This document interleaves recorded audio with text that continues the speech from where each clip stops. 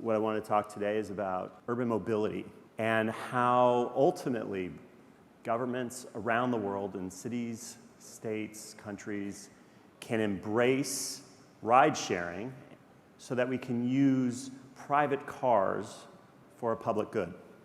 And there's a lot of those cars out there in the world. There's actually over 1 billion of them. And they're clogging our roads, they're making our cities move slow, they're certainly making the air less clean.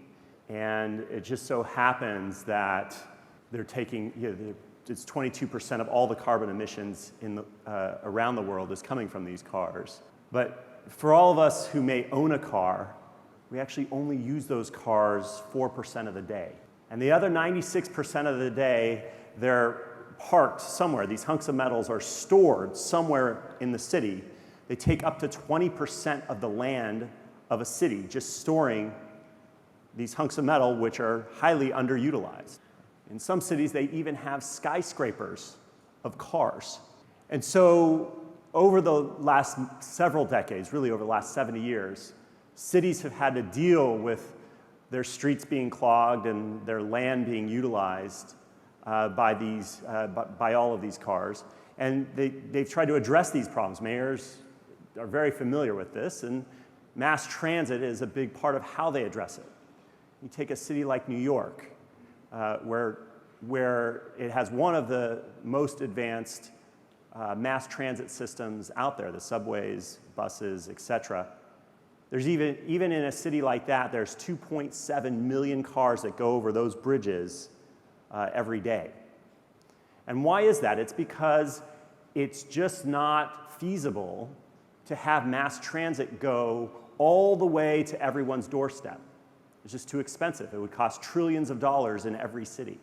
And so when we first got started with Uber, it was actually very simple, and it was really humble beginnings. We just wanted to push a button and get a ride because it was hard to get around our home city of San Francisco.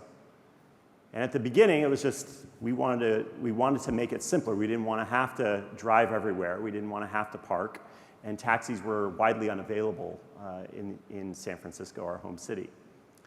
But as it got bigger, what we found is that it became a mobility system that worked not just for myself, my co-founder, our 100 friends, which is really, it was a side project when we got going. It started working for a whole city. This is New York. And as it started working for a whole city, what happened is it became reliable. It meant that as more people got on the system, you then got more cars wired up on the Uber platform, and that meant more people could push a button and get a car in 5 minutes. And the more people that could push a button and get a car in 5 minutes, the fewer people needed to own a car. The fewer people needed to drive that car to work, to park it somewhere, and to use this asset in a really inefficient way. Instead of one car for one person, it was one car for 30 people. And the cities then, they can breathe again. They open up. They open up, of course, the air is cleaner, but they open up because now there's a mobility system. You have mass transit, but you also have this ride-sharing system sort of in parallel that allows people to get around efficiently and reliably. So this is London. 30% of all the trips in those outer boroughs outside the main city center, 30% of all the trips begin or end 200 meters from a tube stop. What does that mean? That means people are getting into the city via the tube and getting out of the city via the tube, but that last mile, those last few kilometers, folks are using Uber to get all the way to their doorstep. And so you could have a mass transit system that handles a majority of the transit that's going on, but again, it's too expensive to get that mass transit all the way to the doorstep. And so there's a very complementary relationship between ride sharing and between the mass transit systems that already exist. In the middle of last year, London extended the hours of their tube system. They called it night tube, because of course a lot of folks go out late at night in London, and then when the tube doesn't work, a lot of people don't have a way back. So they opened up night tube, and what happened was a huge amount of people started using it in these later hours. And of course, Uber's activity in the center of the city went down by quite a bit. But as it went down a lot in the center of the city, it went up even more in the outer parts of the city where the tube stops ended, where people got out of the city, but to get those last few kilometers, they then used Uber. And so as our system started to get more and more popular, going back to our home city of San Francisco, as more riders got on, more cars got on, we started to wonder, is it possible that a lot of people are taking the same ride at the same time? And is it possible that instead of 2 cars taking 2 people to the same place at the same time, what if there's a way to use these private cars almost as a public good? Is there a way to pool people in private cars? It's something that mayors around the world have sort of pushed for, created pilots and initiatives for over decades, but haven't quite made work. And so we started to do the math. We started to look and see how many trips actually overlap. And a couple years ago, we launched something called Uber Pool, which means I push a button, car comes to me just like it did before. But when I open the door, I get in the car, one of my neighbors is already in the car, and they're going to the same place at the same time. And now instead of 2 cars, we now have 1. And when you do that at scale, in San Francisco, 40% of all rides today on Uber are Uber-pooled rides. You see remarkable results. On the left-hand side, you see the traffic on Uber when it was all separate trips. And then on the right-hand side, you see what that traffic looks like when 40% of those rides, which is what we're doing today, are Uber-pooled. And notice there's not as much intensity in the center of the city. We're literally decreasing traffic in the city of San Francisco by pooling people in these private cars, making it so that it's still convenient. I push a button, car comes and picks me up, but it's much more efficient because we're getting multiple people into the same car. And so great stats that come from this. I mean, if I just take the first half of 2016, and I've told my team we've got to update these stats because they're going to go way above that in the last half. But 312 million miles saved in the first half of last year. 56,000 cubic tons of CO2 not polluting the air, and 6.2 million gallons of fuel saved. Oh, thank you. And sort of this plays into a trend that we're seeing. Millennials aren't buying cars anymore. Millennials don't want to drive. It's strange for me. When I turned 16, I'm from Los Angeles. This was the best day of my life, was getting in that car. It was my parents' worst day. People are now, they don't want to own these cars. They don't want that inconvenience. And when you have an app that can just push a button and you get taken where you want to go, it's sort of the way Uber launched, we called it everyone's private driver. And so as people realize that you have this reliable service that can take you where you want, when you want, and it's really low cost because you can pool, well, people don't own cars anymore, right? You go from a private sort of consumer finance world where everybody goes and buys cars or leases vehicles and owns them to one where you have a commercial service that's shared across millions of people in a city. And so today, 4% of all of the miles that are done around the world are done on ride-sharing services.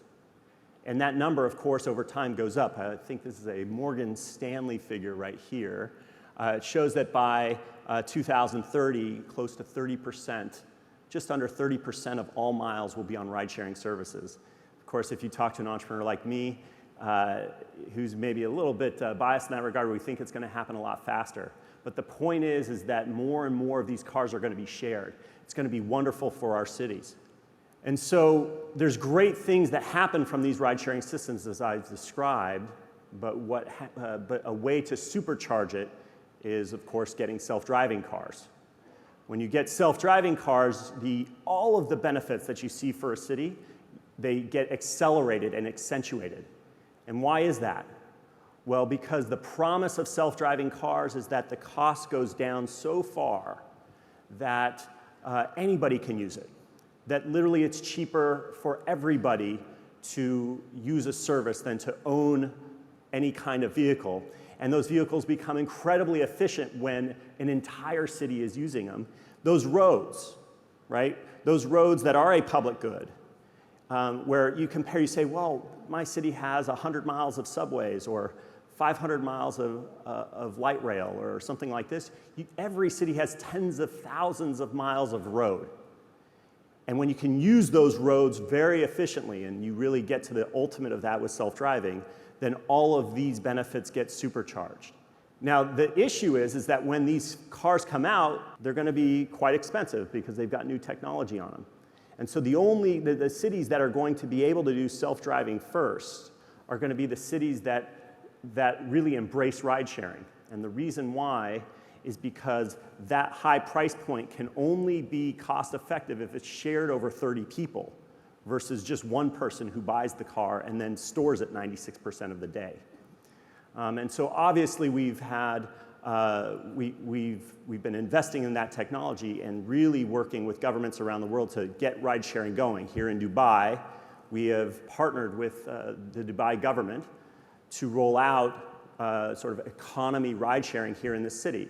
It's about making the city better in a human-driven world, but it's also about embracing the future and laying the groundwork for a self-driving one. So we are, of course, very excited about the future of ride sharing and the future of mobility in cities. And I thank you guys for allowing me to tell our story. Thank you. First question is simply this. Were you disruptive as a little boy? Because you're certainly a disruptive character now when it comes to business. I was a little bit of a troublemaker as a kid, a little bit. Do you want to tell us more? Well, it was like I was kind of the straight A student that was a little bit like, you know, and if I was, the story that my mom likes to tell was, I had a teacher in the 7th grade that my mom got a call from. What was happening was she'd put an algebra equation that needed to be solved on the board, and I would just yell out the answer before anybody wrote out how to do the problem. It was just, I was a little bit of a troublemaker. That was the kind of troublemaker I was, and she would get a call from the teacher, and the teacher just made me do the problems in front of the class, and that's how she dealt with it. All right, so you were a disruptive character. Governments can be the bane of a company like Uber's life, can't they? I mean, governments are about regulation, they're about taxes, they're about trade, and a government's position on those issues can make or break a business. Until tech companies start cutting profits, clearly corporate taxes aren't going to be as big an issue as something like regulation. So let's just discuss that. It has to be the nemesis of your life and Uber's life, doesn't it? I'm an engineer, and I like to build things. When we first started Uber, it wasn't about disruption. It wasn't about regulators or regulations. It was just about building something that we wanted and a lot of other people wanted. I think what happens is there's a lot of relationships between regulators and the folks that they regulate.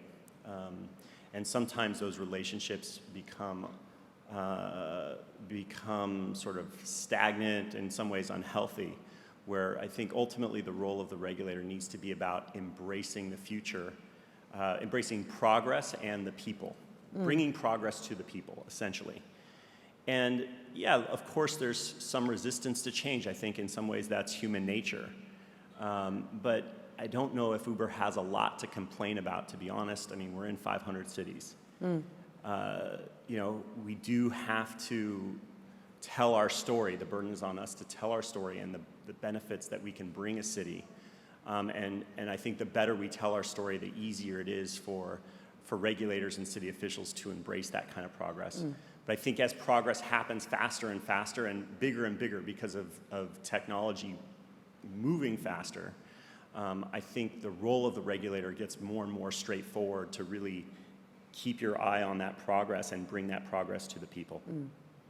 What have you learned from, for example, your experience in China and in opting out? I mean, I don't feel like we opted out in China. I think we opted in big time in China. It was one of my favorite entrepreneurial journeys that I've had. Tell me about it. Well, we entered China, I think it was in 2013. You know, when a lot of people said we were crazy, and a lot of people said, hey, there's no internet company that's ever succeeded. And what we found was wonderful cities with really a society that really embraces progress and technology. And we went big. And you know, one of the things you find in China is that you'll have fierce competitors too. We ultimately merged our operations with that of the competitor. And we have a very large stake. We're the largest shareholder in that entity. But it was a wonderful, wonderful experience. Your consumers and your clients are clearly incredibly important to you. Yeah. It's a company that at times has seemed like a lightning rod for controversy to a certain extent. I'm wondering about how important it is that you listen to the consumer and the client as much as you are affecting some value for that client. Well, and I consumer. think the way I look at it is actually, you know, the premise of not being altruistic. I think I have some contention on that, which is a business only truly succeeds when it serves the people and when it serves humanity in a way that those people are excited about and want to embrace. So I think that's part one. And part two is if you are not customer obsessed, I like to say, if you serve the customer best, then you get all the customers. And so you have to be customer obsessed. From a city perspective, it's constituent obsessed or citizen obsessed. And in many ways, because we look at our work as serving cities and celebrating cities and making them better, more efficient, we take a lot of pride and find our purpose in serving the people of those cities. And so that's how we look at our mission. It can't just be about the technical things that you build. It has to be about the purpose of what you're building for. Talk to me about the future. Yeah. Talk to me about the future of self-driving cars and getting cars off the road entirely. Well, look, one of the funnest things I get to do is I'll meet with either city officials or a large group of people, either riders or drivers in a city, and I love telling people who are just residents of a city that I love telling them that in 5 years there will be no more traffic. You know, going to Delhi and telling someone from Delhi that there will be no more traffic here in your city. Delhi's like 7 years, let's just say. They roll their eyes and they laugh, but I think that's what's so fun about being an entrepreneur and seeing the future. And so self-driving, how it plays into that, you know, it will take quite a while before it gets to Delhi, mainly because of how humans drive in Delhi. You're going to have some serious breakthroughs in artificial intelligence. But you know, I said it in the talk, is that self-driving capabilities will supercharge the kind of benefits that a city will see. I mean, 1.3 million people die from cars every year. So when self-driving technology is out there in force, no more people will die in cars. And then think about the tens of millions of people that are seriously injured every year. That's every year. Think about what's on the newspaper, in the front page of the newspaper. How many of the things that we care about that matter can compare to saving 1.3 million people's lives a year that are just sort of random acts of violence, basically? So there's a lot of benefit from this, but I think, you know, there's still a lot of folks working on that technology, and we've got to get it so that it's safer than a human, and ultimately get it so that there's no incidents ever. Everybody's involved. Lots and lots and lots of companies driving the technology for driverless cars and what happens beyond that. One assumes that you watched the Jetsons when you were a youngster and you were influenced by that. What will Uber be and how will it be involved? What will its identity be as we pursue this vision of cars off the road? Will you become a manufacturer? Where do you go? Well, look, I think, there are folks who manufacture cars, and I mean, you only have to go on a couple of manufacturing floors of cars to say, you know what, I don't think that's for me. It's an incredibly complex thing to build these cars and build them to last. And so we will not be in that business, but we will partner with all the folks that make vehicles. The way we look at it is our mission is transportation as reliable as running water everywhere and for everyone. So that's where we see it, is make it so that at a push of a button, a car comes and takes me where I need to go, and do that as efficiently and cost effectively as possible. And so when you get into that self-driving world, you're talking about transportation being a tiny fraction of the cost of what it is today, and being fully democratized where anybody can literally push a button and get where they want to go. Again, the tens of thousands of miles of streets that exist in every city being uncongested, no traffic, is going to be quite a remarkable thing that we're going to see at scale in the next 5 to 10 years. When you talk about scale, are there areas that you've talked about how you are convinced that governments need to catch up with where a company like yours is when it comes to something like regulation? Are you prepared to sort of hold government's feet to the fire, as it were, and say, we're not interested in bringing our business here unless you can keep up? Is there a sense, because there's a sense of arrogance there to a certain extent, isn't there? It doesn't quite work like that. I mean, if there's a set of regulations that are set up where people can't get to work, meaning, when we go to a city, we say, look, we're going to create tens of thousands of jobs in your city. We're going to reduce traffic, reduce drunk driving, and clean the air. That sounds pretty good. But yet you'll get a city official who's like, I don't know. And again, that can be because of relationships that they may have with existing industry that's trying to protect itself. We see a lot of times an existing industry literally outlawing competition. Or because they truly believe that they are regulating for the protection of their people. But explain that, right? Is like, explain to me how Uber makes a city worse. We just haven't seen that. I think we obsess on making cities better. And so what sometimes cities are not set up to embrace the future or embrace progress, and we have to just wait. And so it's not a matter of arrogance or we're certainly disappointed when those things happen, but we simply can't work under certain regimes. They're just not set up for us to work. So when there's a minimum fare that is, that's so high that not a lot of people can use it, well, the problem is our system doesn't work when only a few can use it. The system, nobody's going to wait 15 or 20 minutes for a car to come to them. That's just not how people want the system to work. When there's a limited number of cars that can provide this service, you're basically making it so only the rich can use it, because the price goes up because there's not enough supply. And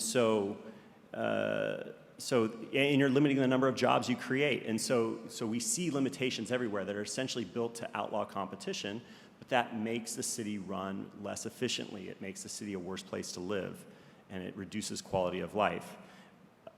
But eventually, when you see progress at your borders, when you look around and there's progress all around, then you embrace it too. And everybody has their timing for embracing that.